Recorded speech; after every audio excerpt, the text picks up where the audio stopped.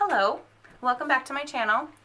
I'm going to review yet another book today. This came out a few months ago. It's called Muse of Nightmares by Laini Taylor. If you've never read anything by Laini Taylor, just go read it all right now. Violet, when I'm making a video, are you supposed to interrupt me? Look, Violet made a picture.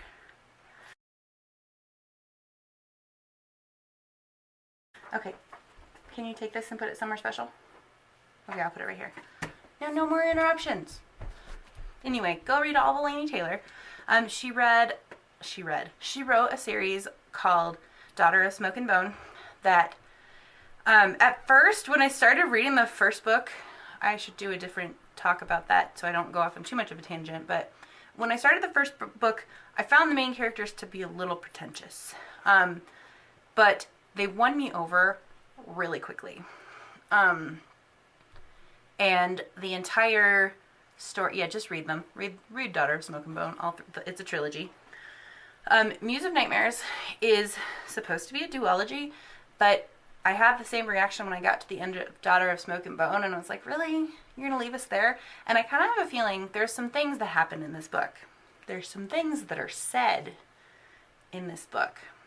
Hold on, let me rewind. This is the second book in a duology. In the first book, we are introduced to some blue characters. That sounds so silly when I say it. There's some characters, they live in this bird that flies above the city. It's not a bird, it's like made out of metal, but it's shaped like a bird. And they are kind of stuck there because of the events that had happened in the past that I won't spoil. And then there is an orphan named Strange, named, oh my god, what is his first name? His last name is Strange, but like that's not his actual family name. That's just what they call him. And hold on, I'm going to redo this one because I should probably know the characters' names when I review a book. What the heck is his name? Laszlo Strange. I'm terrible with names. Real life, fictional character, whatever. So Laszlo is an orphan who's raised by a bunch of monks, and he is obsessed with this city that everyone swears doesn't exist because it's been all erased from their memory. And I'm not going to spoil the first book either because you might not have read it yet. But basically, this is the second book in the duology, and it picks up where the last book ends off, which was on a very dramatic note. And there's a love affair between a ghost and a god, and like...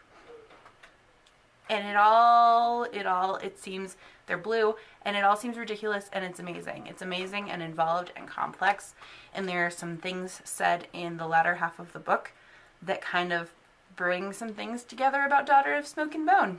And one of these days, maybe I'll make a spoiler video about that, because I was like, I got to that point, and I was like, what? Because I love when authors do that. When they throw in a little, this isn't even an Easter egg. This is not an Easter egg. It's a hint. An Easter egg is just like a thing that's thrown in there for funsies for people who catch it. This is a hint about things that are coming, I feel like. I feel like that's what it is. So, yeah. Reviewing the second book in a duology is hard because I don't want to review I don't want to spoil the first one. And so I can't say too terribly much about what's happening in this one. But it is epic and sweeping in a way. Like, usually when I use those words to describe a book, they have a lot more characters than what are in these two books. They do have a fair number, but I'm not talking, there's not like 30 characters. It doesn't take place over like 150 years. But there's a lot of movement in this book. And I kind of feel like that kind of earns the descriptor of epic, but also because, like I said, there's this connection to this whole other series that she wrote that doesn't at all seem connected when you read the first book. Although I had ideas that it might be during the first one, but no confirmation. But yeah, I'm rambling. Read all the Laini Taylor books. They're all amazing. And then watch out for a not spoiler-free discussion of a very particular passage in this book. Thanks for watching.